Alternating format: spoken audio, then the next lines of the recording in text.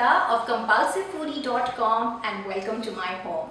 I'm expecting company over for dinner tonight, so I'm planning to make a one-pot dish called Pau Bhaji, which is famous street food of Mumbai. Now, Pau Bhaji refers to a small loaf of bread, which is the pau, and bhaji, which is a vegetable made up of potatoes, carrots and peas that are boiled and then mashed together and then cooked with tomatoes and a couple of Indian spices thrown in there to brighten up the dish. Now this dish is not only going to be a hit with the adults but also with the kids. So let's get started with this great dish. So let me walk you through the simple list of ingredients in order to make Pau Bhaji.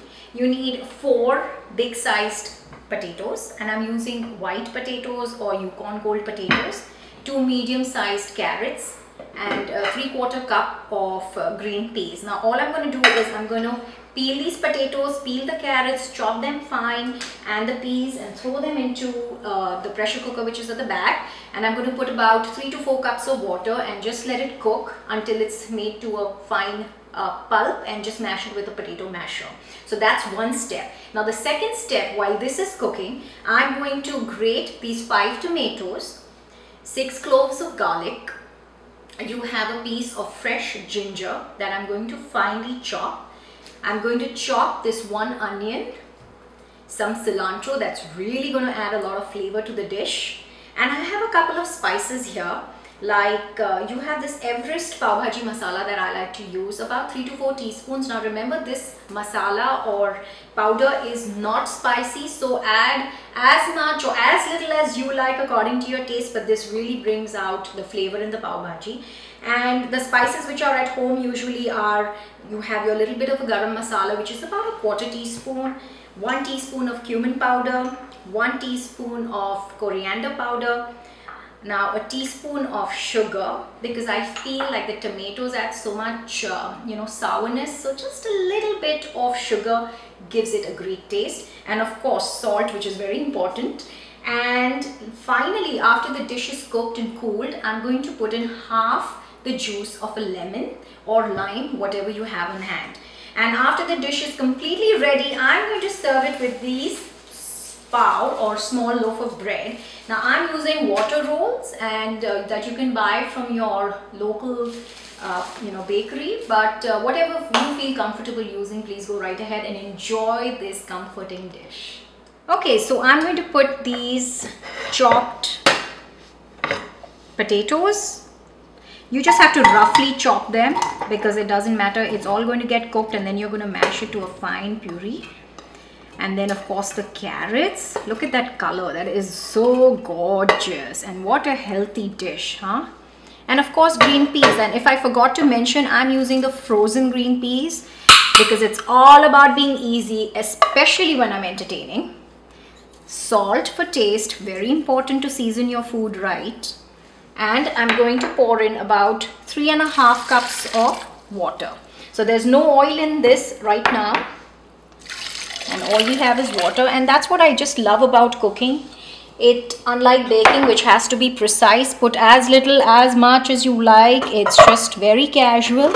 And let's close it down. In case you do not have a pressure cooker, you can just put it in a big vessel and add enough water and cook the potatoes and the carrots and the green peas enough that you can mash it with a potato masher at the end.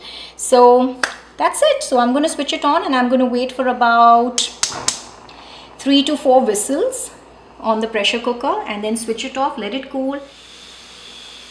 So while the vegetables are getting cooked in the pressure cooker, like you can hear a little noise there, I'm going to quickly saute my onions to a light pink, and going to add a little bit of fresh ginger that's been finely chopped. It's approximately a tablespoon, and a little bit of garlic. And just let it saute with some cilantro in it, and also reserve 2 tablespoons of cilantro from this chopped cilantro that you can see as a garnish.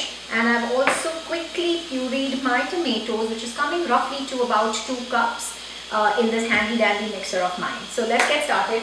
Right now, like you can see, I'm just going to add about maybe 6 tablespoons of oil. I'm using canola oil. And just let it heat for about a minute or 2. Then throw in the chopped onions and just saute to a light pink. We don't want to brown them because we want the sweetness of the onions to get infused with the vegetables, and it's going to really bring out that lovely flavor. So with the help of a potato masher, I'm mashing my potatoes right in the pressure cooker itself. I'm going to make a nice smooth mixture. And I think our onions are also browning pretty nicely. I don't want it too brown, and I think it's perfect right now. So I'm going to quickly, after I finish this, add your ginger, garlic and cilantro to it.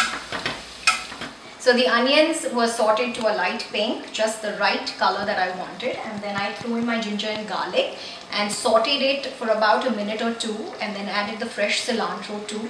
And after that, I have poured maybe 2 cups of tomato puree. And now let this mixture all cook, because we want our tomatoes to cook properly. So this is going to take around 10 minutes, and I've increased the heat to high. So the tomatoes have cooked, and they cooked for around 10 to 15 minutes on high heat. Now I'm going to add all the spices. Now this is the Pau Bhaji masala. This is around 3 to 4 teaspoons. It's non-spicy, so that's fine. That's a little garam masala, 1 teaspoon of cumin powder, 1 teaspoon of coriander powder, and just a dash of sugar. I'm going to mix this all in. Make sure that masala is well coated. And now the fun part, which is our mixture. So look at this thick mixture of vegetables. It's been mashed. I'm going to just make sure I get all of this beautiful mix in here. We don't want to leave anything out.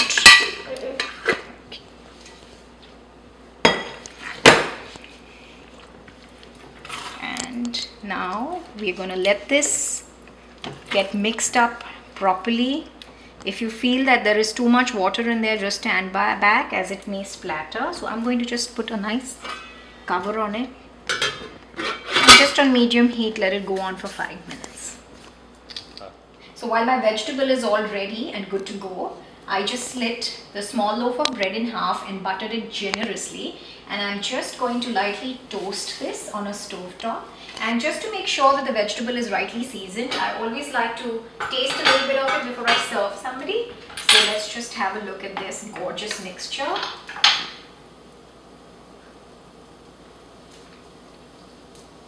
Really good. I think it could do with a little more of salt. And I'm going to add just a little more sugar, probably a teaspoon, and more of the Pau Bhaji masala. Now remember, again, like I said, it is non-spicy, and all it's going to do is add a little more color and more flavor. And now just a dash of lemon to give it a slight tang. And there you have it. The Pau Bhaji is ready. Ooh, lovely. This is well toasted. And of course, like they say, the true test is in its taste. So I'm just serving it, and I'm going to just garnish it with some cilantro. And of course, I'm going to put this little bread on top. And just before my guests arrive, I want to make sure that everything is perfect. Ooh, this is hot. Let's see. This is so good. This is comfort food to me. Enjoy.